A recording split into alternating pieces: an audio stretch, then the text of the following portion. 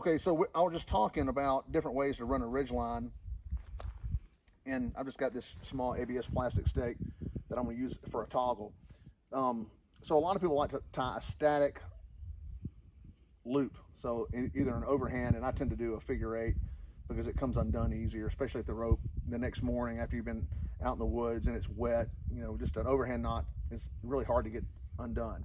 So what a lot of people will do is they'll take the loop here, and then they'll run the entire Ridgeline, and you have to pull it and pull it and pull it, and that's okay, but it's a little bit of a pain. So what I'll do is I'll take the stake,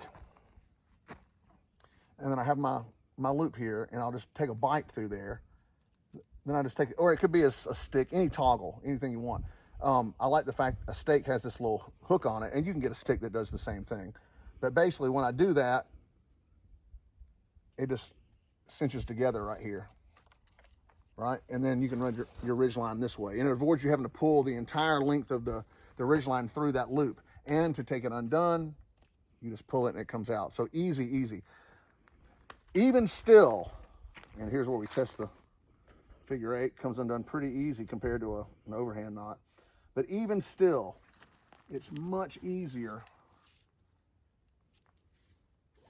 just to tie a Siberian. So toggles are great, and there is a time and a place for a toggle, especially if you have a rope that has a permanent loop in it.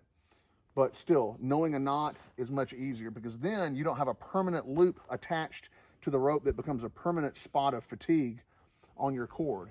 And of course, these are quick release, so you just pull it and it comes right out, and your rope doesn't have a permanent loop in it, and you can use it for other things. So just a quick useful tip: if you want to use a toggle, that's a good way to do it.